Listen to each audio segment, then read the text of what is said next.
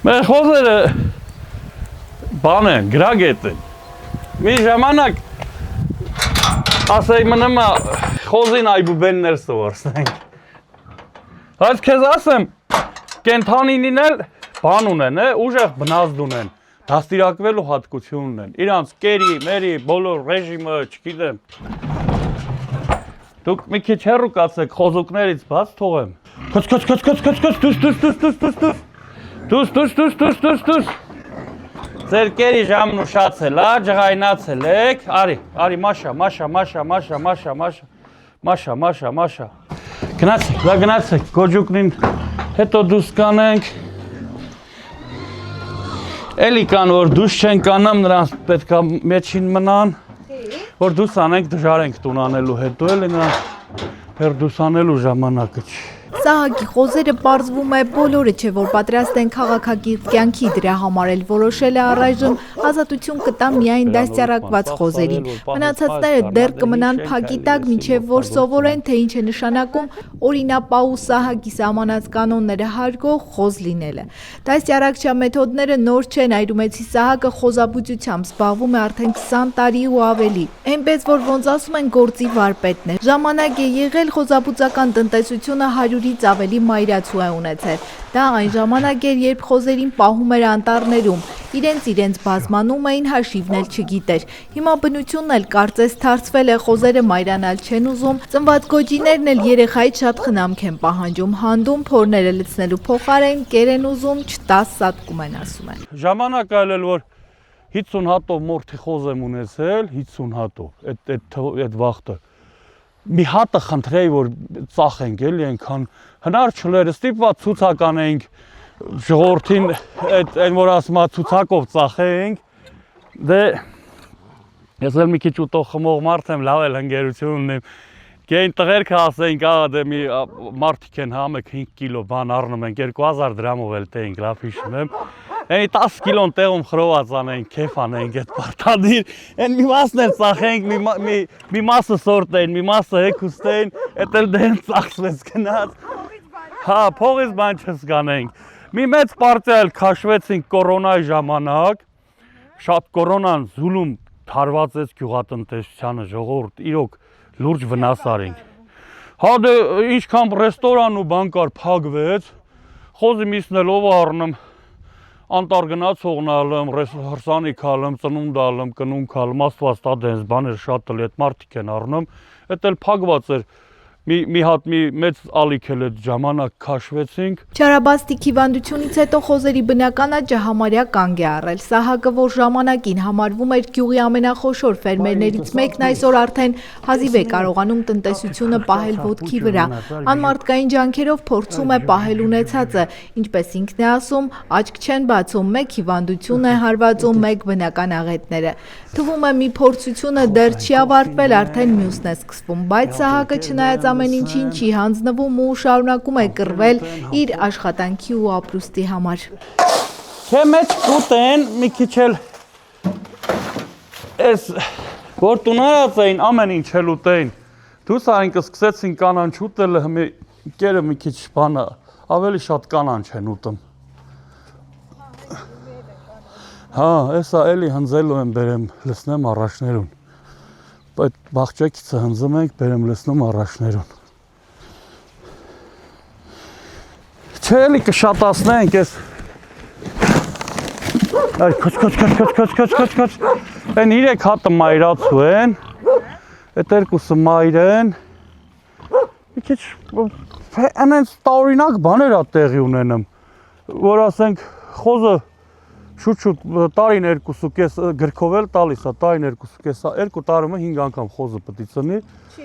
Չգիտեմ, ինչ ստացվեց։ Բնությունն էլ է դժվարացել է, ամեն ինչ պետք է սրսկումներով, էսով, այնով։ Ես այն առաջ դուսարած խոզել եմ պահել անտառը, այն դաշտում դոմիկ ունեինք ընդի,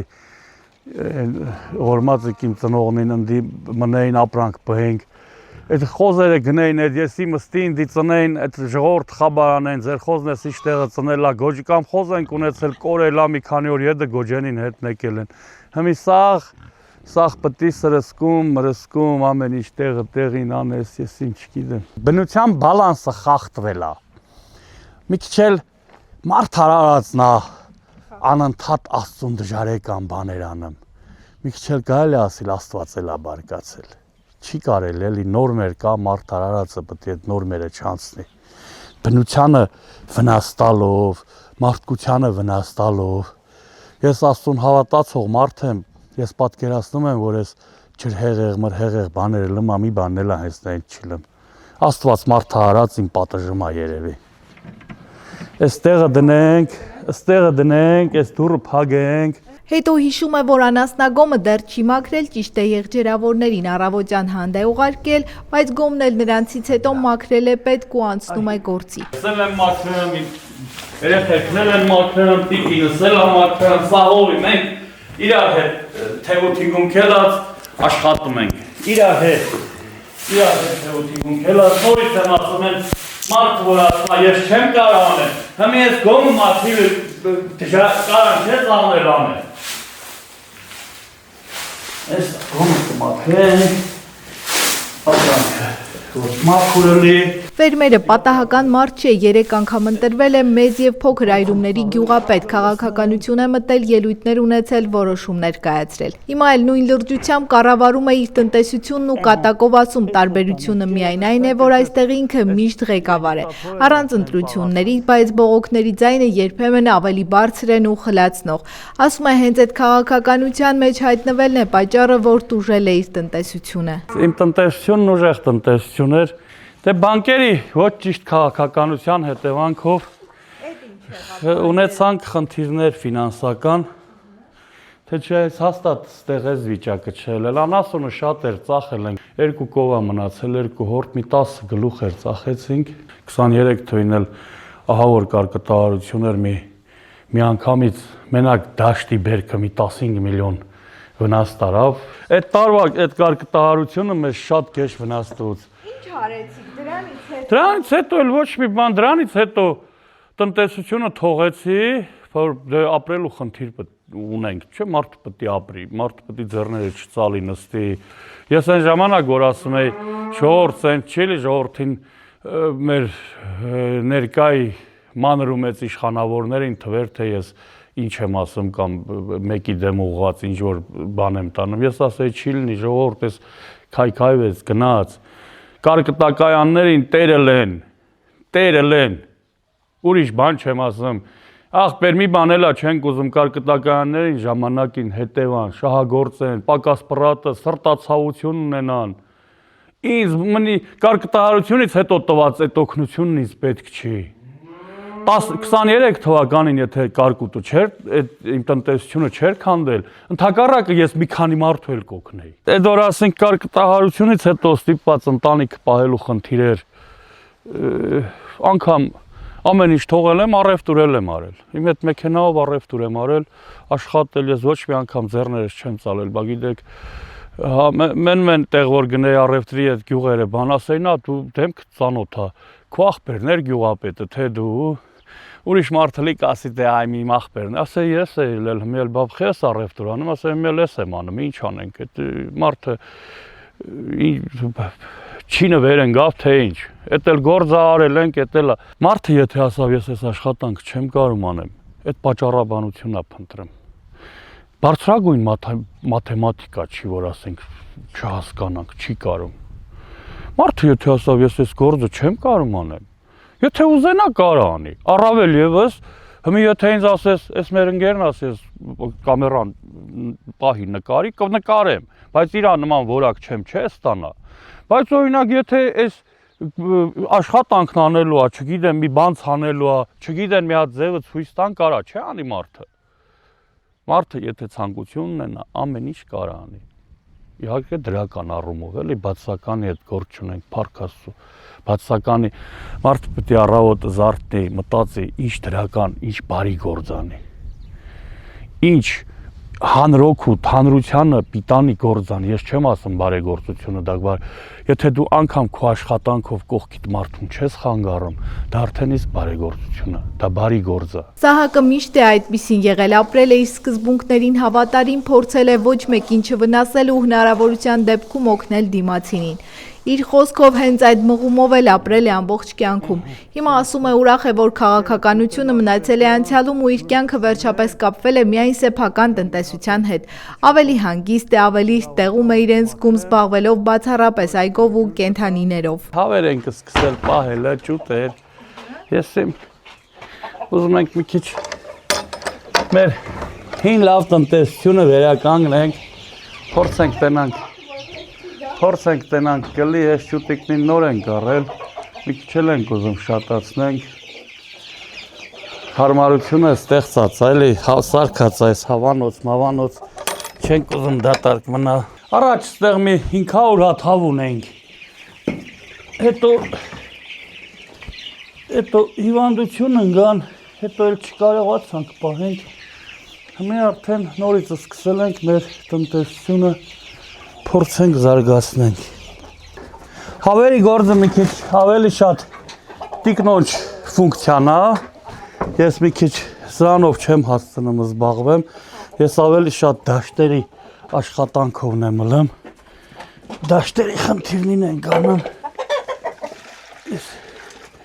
ջուրն էլ լցնենք, սիպո, Արդյոք քաղաքականություն վերադառնալու ցանկություն չունեք, հարցնում եմ, Սահակի պատասխանը հնչում է արագ ու միանշանակ, խիստ բացասական։ Քավլիցի այդ էջը փակված է։ Ասում է իր համար այդ փուլն արդեն ավարտված է եւ այլևս չի պատկերացնում իրեն քաղաքական դաշտում։ Հիմա իր կյանքը կապված է միայն տնտեսության հետ ու հենց այդտեղ է տեսնում իր տեղն ու անելիքը։ Սակայն լինելով սրտացավ մարդ չի կարող անտարբեր մնալ։ Ցանկանում է փոփոխություն տեսնել հատկապես գյուղ ոլորտում, որն իրեն ամենամոտն է։ Թեև չի ուզում վերադառնալ քաղաքականություն, բայց միշտ պատրաստ է իր փորձով, խոսքով կամ օրինակով օգտակար լինել։ Մեր հանրապետությունը գյուղատնտեսությամբ զբաղվելու շատ մեծ հնարավորություն ունի։ Շատ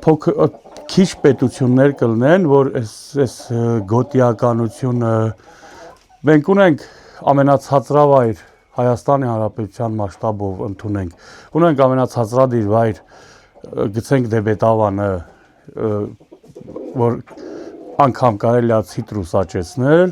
եւ ունենք ալպյան մարգագետիններ։ Այս փոքր պետությունը ունենք եւ նաեւ անասնապահությունով լայն հնարավորություն զբաղվելու։ Ունենք նաեւ անգամ երևի բացի բանանը, մնացած ցիտրուսային կուլտուրաներն էլ այսօր կիվի, չգիտեմ եւ այլ, կարալյոկ,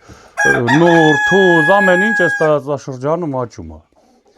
Սա մի հատ լուրջ քաղաքականություն է տանել պետք է, գյուղատնտեսությունը հնարավորություն ունի զարգանալու։ Ովքեր ասեն Հայաստանում գյուղատնտեսությունը հնարավորություն չունի զարգանալու, ես կնստեմ ժամերով հակափաստարկները կբերեմ։ Մենք ունենք գոտիավորման խնդիր, մենք ունենք գյուղատնտեսությունում լուրջ վերլուծական քաղաքականություն տանելու խնդիր, գոտիավորումը այն, որ ընդունենք այսօր ցորեն աճում է եւ այրումի դաշտավայրում եւ աճում է օձունի դաշտավայրում։ Բայց այրումի դաշտավայրում են արդյունքը չտալի, ինչ որ օձունի դաշտավայրում։ Այսօր մենք էլ ենք ցանում ցորեն, օձունն էլ է ցանում ցորեն, կամ գցենք ավելի, Շիրակի հարթավայրում, հա, ասենք կարող է օձուն նաեւ ծառել աճի։ Շիրակի հարթավայրում։ Բայց Շիրակի հարթավայրում չի աճում կարալյոկ, չի աճում նուր, թուզ, աճում է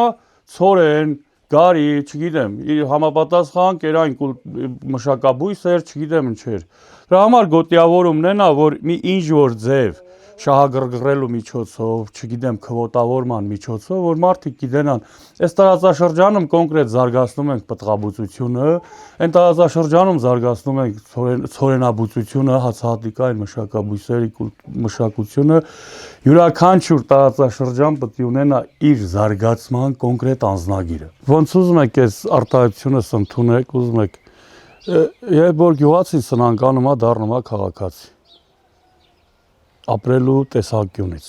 Եվ որ գյուղացին, այսինքն վերլուծեմ ինչ եմ ասում։ Եվ որ գյուղացին էլ չի կարողանում արտադրանք տա,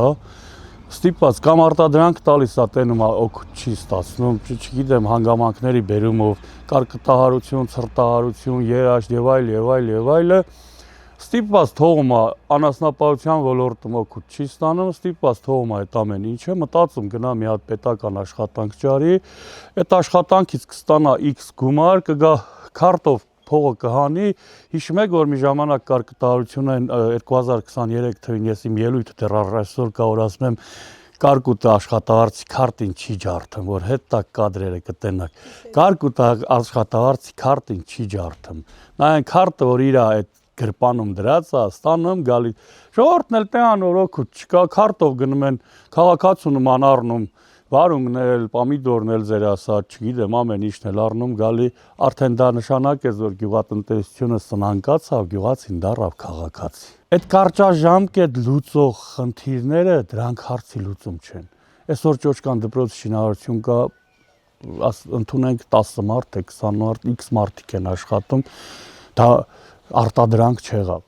Պետական աշխատատեղը աշխատատեղ չի։ Ես միշտ ասել եմ, ասում եմ, պետական բյուջեից ֆինանսավորվող աշխատատեղ, դա աշխատատեղ չի։ Աշխատատեղ է նա, որ արտադրանք տա։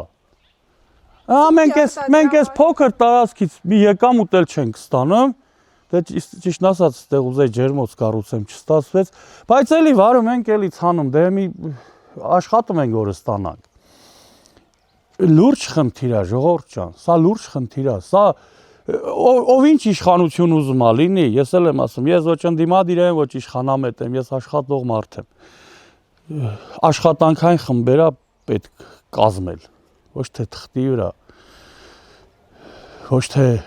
փոխկապավոր նախարարության աշխատողներ լինեն, հոգնել ենք։ Յուրաքանչյուր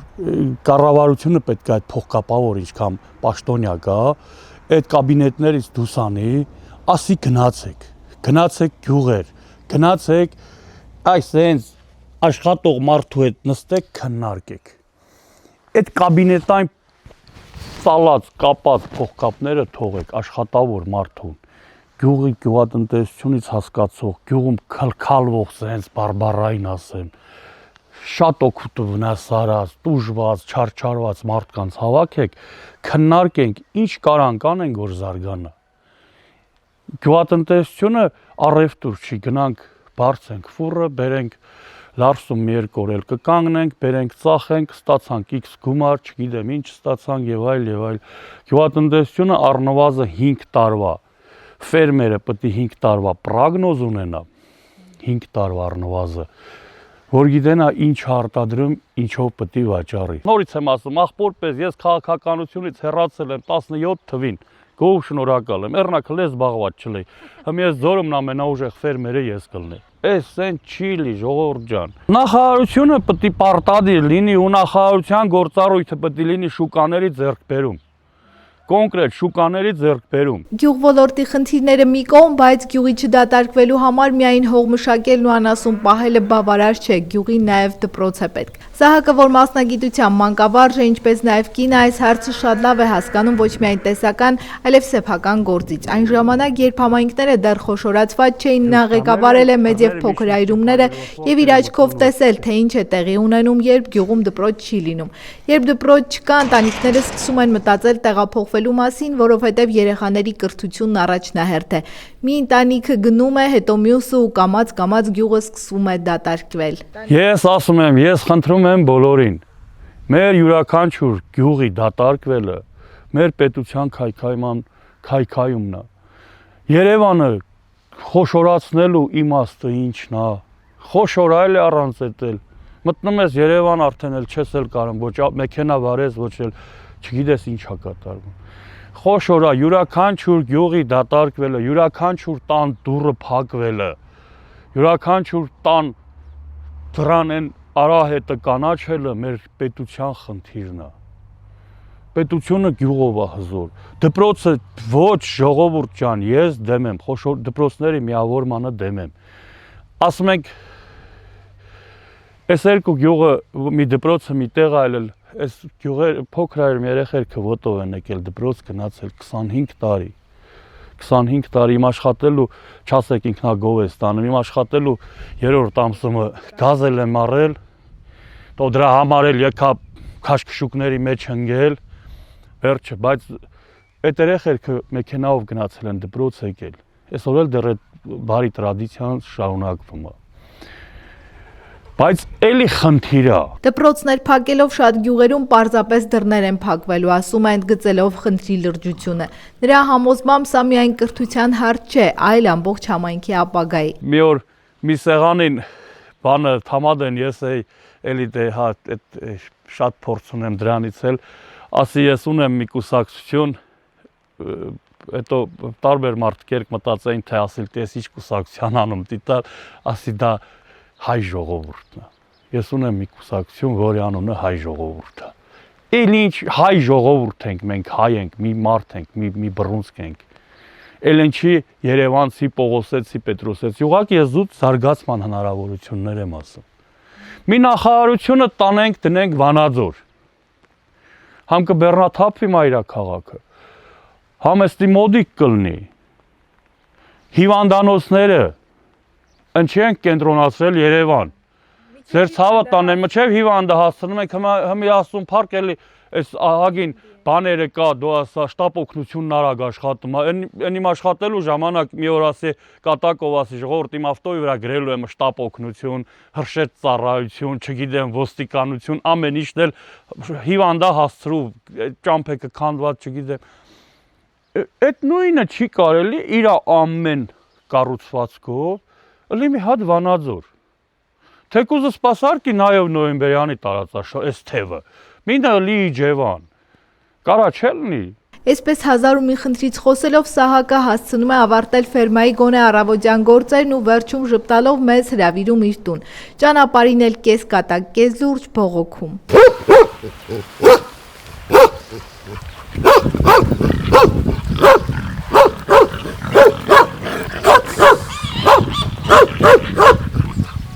Այս հլե բապշե ռապոչի նկարեցիք, հա։ Վայ, բայց մի կլեր կոստյում շարունակել։ Մի քիչ էլ ագյոնա պարադնի կլե։ Մարդ պարտադիր չի շորով մարդը որոշվի։ Յուրաքանչյուր պարագայում